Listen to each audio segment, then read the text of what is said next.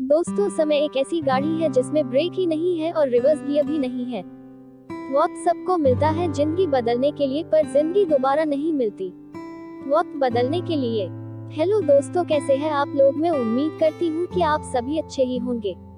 दोस्तों, आज हम इस कहानी में वर्तमान परिप्रेक्ष्य से जुड़ी कहानी बंटवारा को सुनेंगे। सेठ राधेश्याम के दो पुत्रों में जायदाद और जमीन का बंटवारा चल रहा था और एक 2 बेडरूम के घर को लेकर विवाद गहराता जा रहा था। एक दिन दोनों भाई मरने मारने पर उतारू हो चले तो पिताजी बहुत जोर से हंसे। पिताजी को हंसता देखकर दोनों भाई लड़ाई को भूल गए और पिताजी से हंसी का कारण पूछा। पिताजी ने कहा, इस छोटी सी जमीन के टुकड़े के लिए इतना लड़ रहे हो, छोड़ो इसे, आओ मेरे साथ एक अनमोल खजाना दिखाता हूँ मैं तुम्हें। पिता राधेश्याम जी और दोनों पुत्र गौतम और गौरव उनके साथ रवाना हुए। पिताजी ने कहा, देखो यदि तुम आपस में लड़े तो फिर मैं तुम्हें उस खजाने तक नहीं लेकर जाऊंगा और बीच रास्ते से ही लौट कर आ जाऊंगा।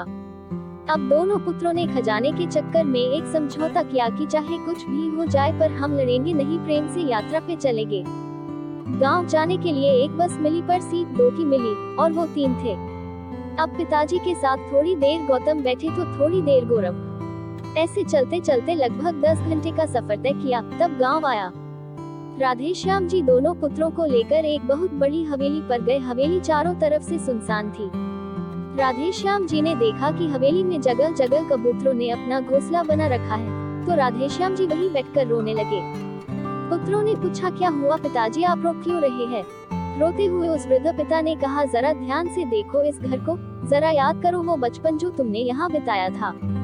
तुम्हें याद है बच्चों, इसी हवेली के लिए मैंने अपने बड़े भाई से बहुत लड़ाई की थी। ये हवेली तो मुझे मिल गई पर मैंने उस भाई को हमेशा के लिए खो दिया, क्योंकि वो दूर देश में जाकर बस गया और फिर वक्त बदला। एक दिन हमें भी ये हवेली छोड़कर जाना पड़ा। अच्छा तुम ये बताओ बेटा कि जिस सीट पर हम बैठकर आए थे, क्या वो बस की सीट हमें मिल गई? और यदि मिल भी जाती तो क्या वो सीट हमेशा हमेशा के लिए हमारी हो जाती? मतलब कि उस सीट पर हमारे सिवा और कोई न बैठ सकता।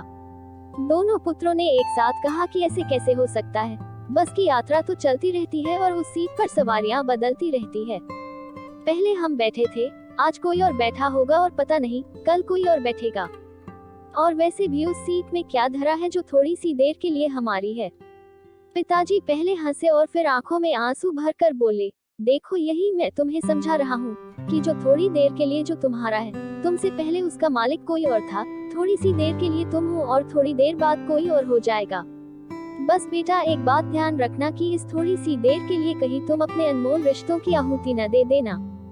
यदि पैसों का प्रलोभन आए तो इस हवेली की स्थिति को देख लेना कि अच्छे अच्छे महलों में भी एक दिन कबूतर अपना घोंसला बना लेते हैं।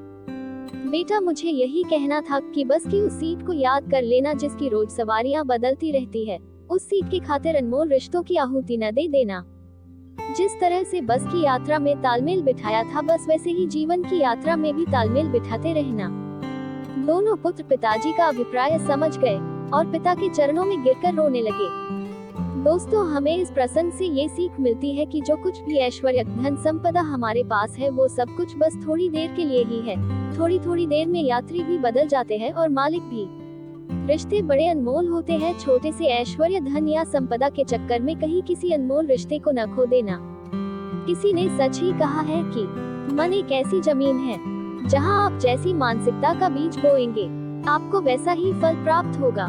दोस्तों, अगर आपको यह कहानी अच्छी लगी है तो प्लीज वीडियो को लाइक, शेयर और कमेंट जरूर करें। ऐसी और भी मजेदार प्रेरक कहानियाँ सुनने और पहली बार वीडियो पर नए आए हों तो चैनल को सब्सक्राइब जरूर कर लें। चलिए दोस्तों, मिलते हैं एक नई ऊर्जावान कहानी के साथ। यहाँ तक वीडियो में बने रहने के लिए सभी का धन्यवाद।